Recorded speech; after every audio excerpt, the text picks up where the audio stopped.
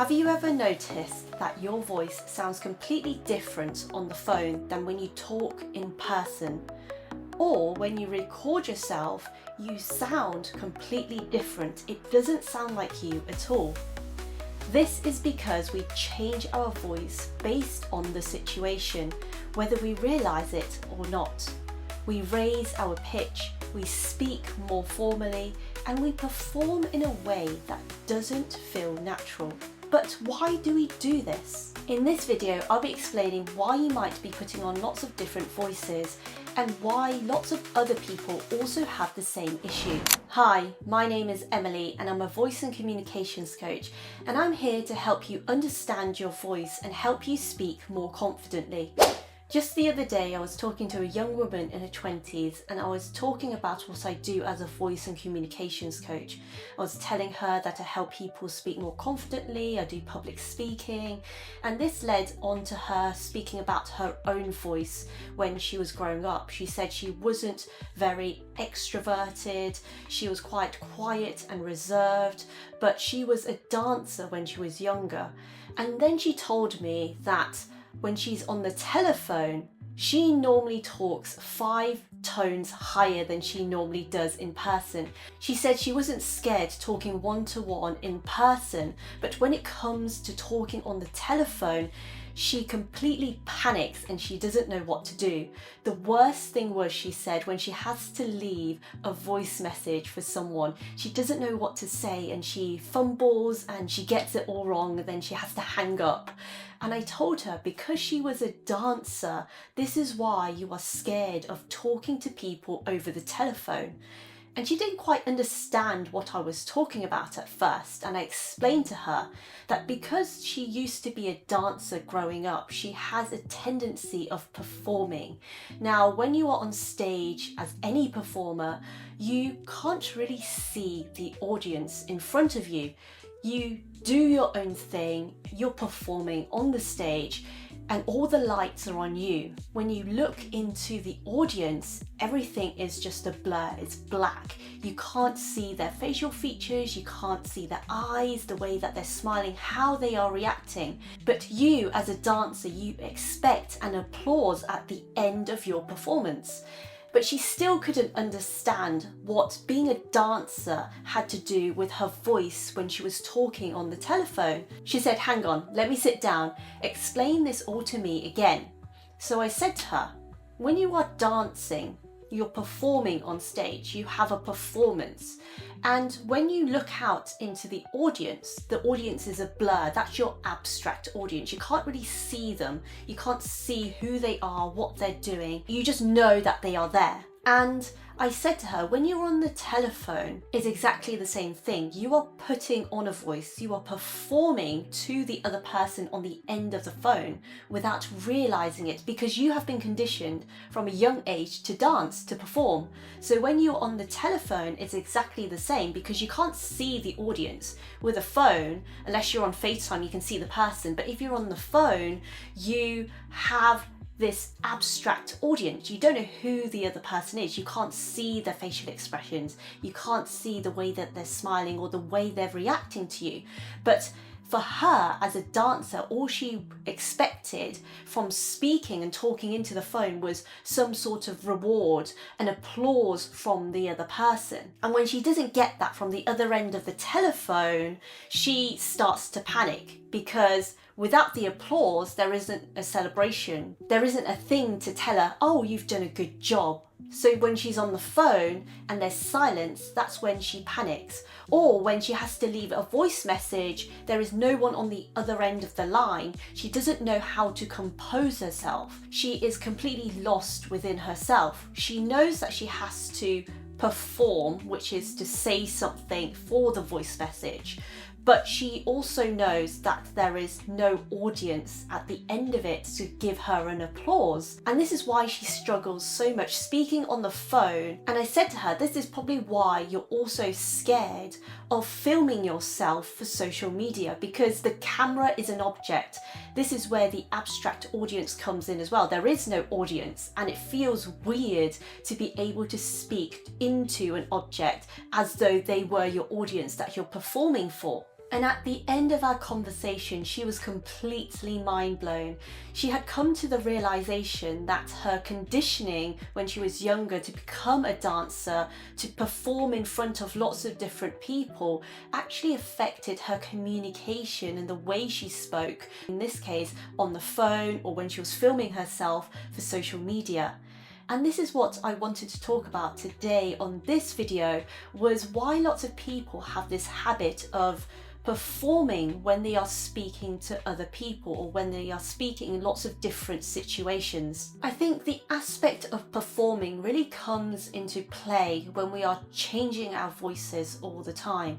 We're adding on lots of different layers to make sure our voice sounds really good, or we expect to be able to say certain things in a certain way towards certain people. And when we have a habit of performing, we are changing our own voices to suit the other people. We are always making sure that the other people are hearing what we want to say instead of being authentically ourselves. And this is where the problem lies, because if we are not ourselves and we are performing all the time, we don't have that authenticity within us. We don't sound real, we don't sound genuine, and you can tell that just from the sound of their voice. And this happened to me as well, because I was performing, I was an actor playing lots of different characters. And when you become lots of different characters, you change your voice. And I took that as part of me, as someone who wanted to become a different person. Whenever I was speaking to someone in real life, I was always an actor trying to put on a voice. And how I sound now in this video was definitely not how I sounded before I had my voice training when I did my master's in voice studies. I spoke with a much higher pitch than I do now. And this was the same with the woman that I spoke to. She said she spoke 5 tones higher than she does when she's using the phone. And I think this is the reason why so many people also struggle with speaking naturally with their own voices, is because there is a fear inside of them, or there's this inner voice telling them that they have to perform when they are speaking to people. When you have a fear of speaking, it creates a lot of external pressure and internal pressure. External pressure from all of the people that you're trying to please, and also for yourselves to make sure that you say everything correctly and perfectly. And all of these things leads to a performance. So now I'm going to be talking about the most common fears around speaking and why a lot of people change the way that they sound because of these fears. Number 1, the biggest fear around speaking is being judged. So you're thinking about something that someone will say about you, about the way you're talking, about what you're saying, and this really causes you to then change the way you speak, because when you are thinking about how the other people are perceiving you, you want to make sure that you get everything right. You make sure that you are sounding perfect. You make sure that everything you say is very precise, very articulate, so nobody can pick up on any criticism or have anything negative to say about you when you are saying something. But then this leads to a lot of people changing their voice, because when you have this fear inside that you are being judged, you're making sure, your brain is telling you that you need to make sure that everything is very well structured, everything is very precise.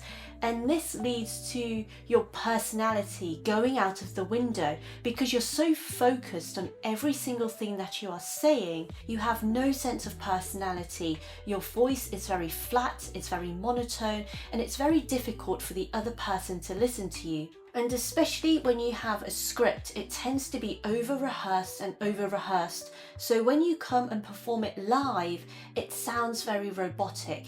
It sounds very polished, but it does also sound boring when the audience listen to it. So the best thing to do is to get rid of that fear around people judging you. Make sure that you have a shared connection, you have a sense of purpose of why you're talking to the audience. And make sure you have a connection to the words that you're saying. Really allow yourself to add emotion in there so you can feel yourself saying these words and it comes alive. When you know exactly what you're talking about and you can feel that connection between you and the audience, that is when the audience is going to be interested in what you're saying. Remember, the people in the audience also have a purpose for sitting there listening to you speak. So really allow yourself to open yourself up and to trust that the audience is there listening to you rather than judging you. When you are trying to make sure that everything is perfect, you tend to be more polished. And when your voice sounds more polished, you sound more formal. So instead of saying, "Hello, my name is Emily," as you do when you are speaking to your friend, you might say, "Hello, my name is Emily." And you can hear that automatically the pitch is a lot higher than when I'm speaking now. And this is what causes your voice to change, is that fear around you being judged. The second fear that people have around speaking is forgetting what they're going to say. You think you just about managed to calm those nerves down and you start speaking. You think, okay, yes, it's going well, until you panic and all of a sudden you are overthinking about something and you completely lose your way. Your mind goes blank, and this is because of the pressure that you put onto yourself and you're not being in the present moment. You're constantly thinking about what you're going to say, how you're going to say it, thinking about the next thing you're going to say. That's actually, you stop focusing on the one thing, and that is breathing. Being able to focus on your breathing really allows you to calm your mind and your body, so you're focusing on what you're about to say now rather than what you have done or what you are going to say next. When you start to panic about what you're going to say next and your mind going blank, this is when we create those filler words, the ums, the ahs, the ers, and all of a sudden what we're about to say doesn't sound very coherent, it doesn't sound smooth, it's constantly thinking and thinking, trying to get the next sentence out of our system. And when we do that, our voice changes because we start to panic, we overthink, or we think about the things that we're not supposed to think about. The brain is having a hard time filtering out all of the information. So therefore, when we start to panic, we start to say the ums and the ahs and the ers, and it becomes a habit. And when this becomes a habit, it's quite a hard habit to get rid of. When there is silence, it's not necessarily a bad thing. It's allowing yourself to put in those planned pauses, making sure that it's intentional so that you can sound more confident. And it also allows the audience to really process the thing that you've said. So instead of filling those silences with filler words like ums and ahs and ers, or rambling or waffling on about something that's not relevant, really think about giving yourself more pauses, and those pauses are the pauses needed for you to take a break and for the audience to take a break as well. The third fear around speaking is people pleasing, especially towards authority figures. This fear is something that we've been conditioned from a very young age, especially when we've gone through the education system and we are sitting there as students and there's a teacher standing in front of us asking us questions and we have to put our hand up to speak.